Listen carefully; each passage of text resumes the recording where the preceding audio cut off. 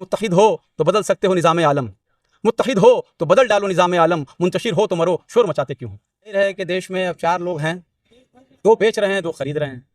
4 गुजराती देश को चला रहे हैं, 2 बेचने वाले हैं, 2 खरीदने वाले हैं, 2 सेलर हैं, 2 परचेजर हैं। एक मंदिर में जो ट्रस्ट होता है वहाँ हिंदू होते हैं, चर्च में जो ट्रस्ट होता है उसमें क्रिश्चियंस होते हैं, जैन बुद्ध के जो ट्रस्ट है उसमें वो जैनी या बुद्धिस्ट होते हैं, सिखों के जो गुरुद्वारा आश्रम होता है उसमें वो लोग हैं। तो मुसलमानों के ट्रस्ट में, मुसलमानों के वक्फ बोर्ड में किसी गैर मुस्लिम को ला करके नजरदारी कराने की जरूरत क्या आन पड़ी। लागू हुआ, ट्रिपल तलाक लागू हुआ, बाबरी मस्जिद का फैसला आया, लेकिन हमारा सवाल ये सही गलत हुआ आस्था के नाम पर, वो ये एक अलग पार्ट है। हमने मान लिया थोड़ी देर के लिए कि चलिए सब सही है, लेकिन ये बताइए कि देश में जो असल मसाइल हैं, बेकारी का मसला, किसानों का मसला, उनके कर्जे के माफ करने का मसला, उनके बीजों को सस्ते दाम में दिलवाने का मसला, उनके फसल को अच्छे दाम दिलवाने का मसला, महिलाओं की सुरक्षा का मसला, बेरोजगारों को रोजगार दिलाने का मसला, स्वास्थ्य का बढ़िया व्यवस्था कराने का मसला, ये हल हुआ है क्या? अंतर्राष्ट्रीय बाजार में हमारा रुपया महंगा हुआ है क्या? डॉलर सस्ता हुआ है क्या? अमेरिकन लाइन में लग गए हैं क्या? जो क्लेम किया गया था कि अमेरिकन लाइन में इंडिया का वीजा लेंगे, ये लग गया है क्या? तो भाषा, वस्त्र, खान पीन, इसके उसके नाम पर आज जो भेदभाव किया जा रहा है, हम तमाम तरह की गुलामियों की जंजीर में जकड़े हुए हैं। हम आज़ाद नहीं हुए। आपको अगर लगता है आप आज़ाद हैं तो आप बेशक आज़ादी का जश्न मनाएं। हमें तो लगता है कि हम अंग्रेज की गुलामी में हम इस कदर दर्द और कर्ब में नहीं थे जैसे कर्ब और तकलीफ से हम आज गुजर रहे हैं। इसमें नया क्या है? जब से 2014 से ये भारतीय जनता पार्टी की हुकूमत दिल्ली में काबिज हुई है, तब से ऐसे मनाजिर, ऐसे वाक़यात, ऐसे सीन तो देखने को आ ही रहे हैं। तो जाहिर है कि देश में अब 4 लोग हैं, 2 बेच रहे हैं, 2 खरीद रहे हैं। 4 गुजराती देश को चला रहे हैं, 2 बेचने वाले हैं, 2 खरीदने वाले हैं, 2 सेलर हैं, 2 परचेजर हैं। तो 2 सेलर में एक तड़ीपार हैं और एक जाली डिग्री होल्डर हैं, जो लोगों से तो कागजात मांगते हैं और ख़ुद उनके पास उनका ना डेथ सर्टिफिकेट होता है और ना ही ग्रेजुएशन की सर्टिफिकेट होती है, और बाद में जब सर्टिफिकेट दिखाया जाता है तो वो कंप्यूटराइज निकलता है। और उस वक्त निकलता है, उस साल में जब कंप्यूटर हिंदुस्तान में आया ही नहीं था। कंप्यूटर तो राजीव गांधी के ज़माने में आया, उन्होंने लाया था, और उससे पहले कंप्यूटर प्रिंटेड सर्टिफिकेट उनका आ गया। और बाद में उस कॉलेज यूनिवर्सिटी जहाँ उन्होंने पढ़ाई बताई, वहाँ से वो सारे रिकॉर्ड रूम ही कागजात समेत जल गए।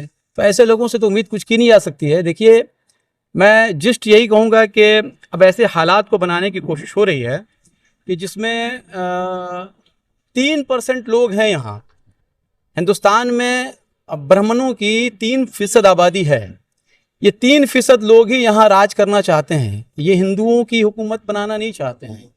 ये हिंदुओं में जो शूद्र हैं, वैश्य हैं, क्षत्रिय हैं, ये जो 4 कैटेगरीज बनाई गई है कि ब्रह्मा के सर से जो है ना ब्राह्मण बने हैं, और धड़ से कोई बना है, और कमर के नीचे के हिस्से घुटने तक कोई बना है, और उसके नीचे शूद्र कोई बना है। ये 3 हिस्से को छोड़कर ये 3% वाले जो हैं, ये जो बने हैं ब्रह्मा के सर से दावा करते हैं, ये अपनी हुकूमत चाहते हैं। देखिए, मैं 2 चीज़ जानता हूँ। जब किसी बात के बारे में कोई क्लेम किया जाता है तो एक चीज़ होती है दावा और दूसरी चीज़ होती है दलील।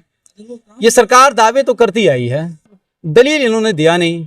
अगर थोड़े से आप माजी में जाएंगे तो आपको पता लगेगा कि ये डिमोनेटाइजेशन हम लोगों ने देखा। 50 दिन दीजिए, 60 दिन दीजिए, और उसके बाद अगर इस देश का भला ना हो, ब्लैक मनी रुक ना जाए, टेररिस्टों को हम जो है ना कदगन न लगा दें, और जितने जो है ना वो जो घुस रहे हैं बॉर्डर पार से, उन सबको जो है ना हम ठीक साइज ना कर दें, तो बीच रास्ते खड़ा करिएगा, जो सज़ा दीजिएगा ले लेंगे।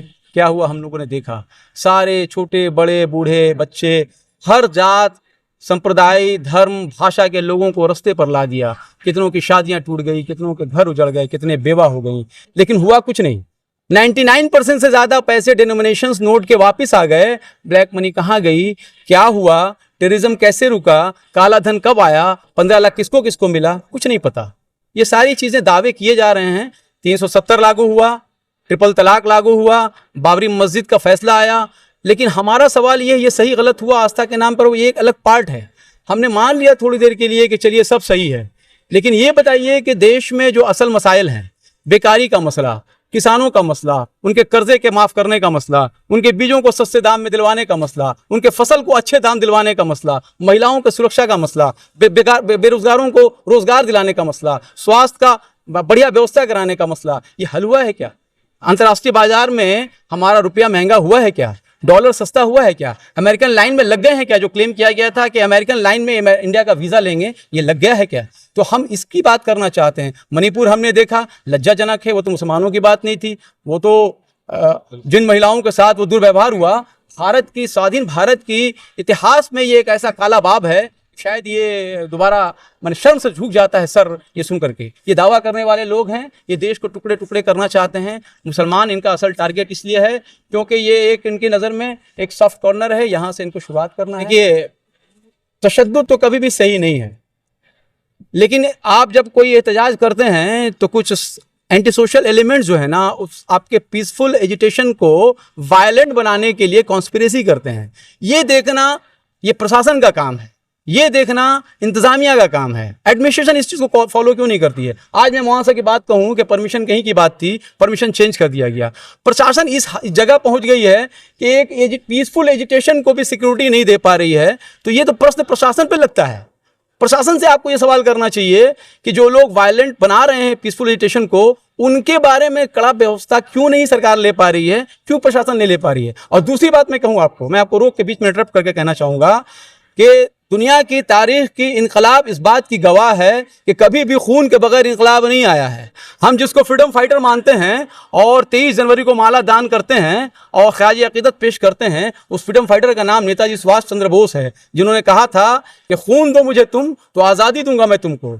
तो आज़ादी कभी भी खून के बगैर नहीं आती है, इनकलाब कभी भी जो है ना वो उतार चढ़ाव के बगैर नहीं आता है। थाल में सजा करके फूलों की तरह और फलों की तरह कभी तब्दीली, इनकलाब और जुल्म जबर के खिलाफ जो है ना कभी कोई मामला हल नहीं हुआ है। इसके लिए कुछ खून बहेंगे, लेकिन देश गुलाम था, गुलाम देश को आज़ाद दिलाने के लिए खून का बलिदान देना पड़ा। अभी तो देश आज़ाद है। अभी देश अंग्रेजों के गुलामी से आज़ाद हुआ है। हकीकत यह है कि उससे बड़ी गुलामी में आज भी देश जंजीरों में जकड़ा हुआ है।